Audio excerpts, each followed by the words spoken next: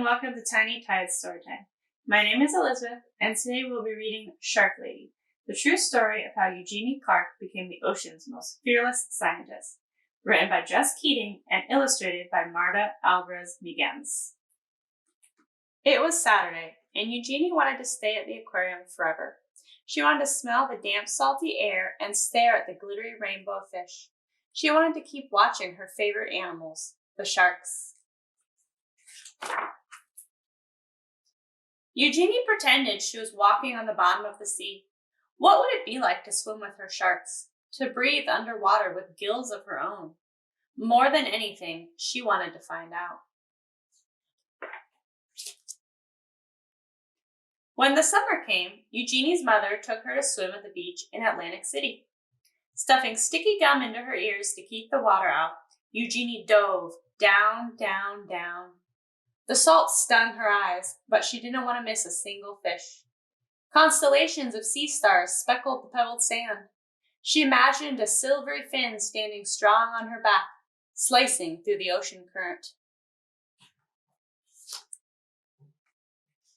To others, sharks were ugly and scary, but Eugenie knew they were beautiful. As she glided through the cool water, she wished everyone could see sharks through her eyes. But the sharks were only in her mind, for now. Eugenie decided to learn everything she could about them. So she dove. This time into books. Whale sharks, nurse sharks, tiger sharks, lemon sharks. Eugenie wanted to know about them all. She also joined the Queens County Aquarium Society as its youngest member. Eugenie's notebooks filled with sharks. They swam in her daydreams and on the margins of her pages. At home, Eugenie's mother surprised her with an aquarium of her own. A 15-gallon tank was much too small for sharks, but Eugenie saved her allowance to buy guppies, clownfish, and coral red snails. It felt as big as an ocean in her room. Their small apartment became an aquarium, a laboratory, and a sanctuary. As she grew older, many were still telling Eugenie what to do. Forget those sharks. Be a secretary. Be a housewife. Eugenie wanted to study zoology, but some of her professors thought women weren't smart enough to be scientists or brave enough to explore the oceans. And they said sharks were mindless monsters. Eugenie knew better. Her dream was as big as a whale shark. So again, Eugenie dove. She plunged into every course she could. Her laboratory became her home. From sunrise to sunset, she studied how fish grow, how they behave, and how they were put together, both inside and outside. Despite all the people who didn't believe in her, Eugenie was becoming one of the smartest students in her field. Even after she earned her degree, many still doubted her. But Eugenie's work was just beginning. Eager to make discoveries of her own, Eugenie finally dove into the open ocean.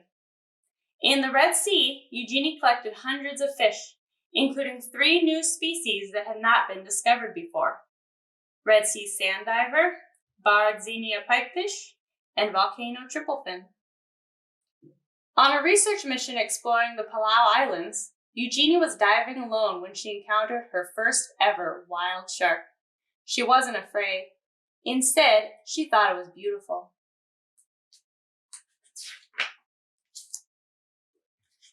In Isla Mujeres, she dispelled the myth that sharks must keep moving to stay alive when she swam through dark caves, still and silent, full of resting sharks.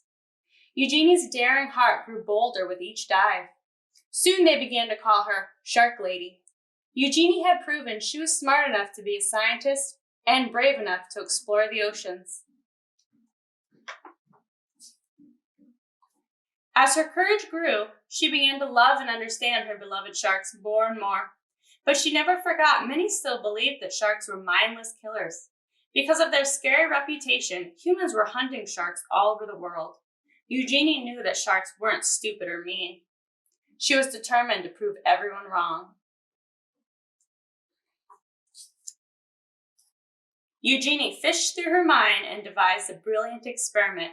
Could she train a shark the way a person trains a dog? Were sharks much smarter than anyone knew? They were. Eugenie was the first scientist in the world to train sharks and even learn they could remember their training for at least 2 months after.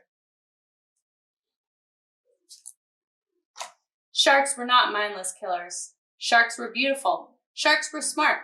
They deserved to be studied, protected, and loved.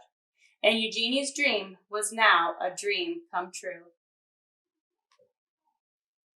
Thank you for joining us on today's Tiny Tides Storytime. If you enjoyed our video, please give it a like. And if you wish to continue getting more of our videos, please subscribe to our YouTube channel and follow us on Facebook at the Puget Sound Estuarium.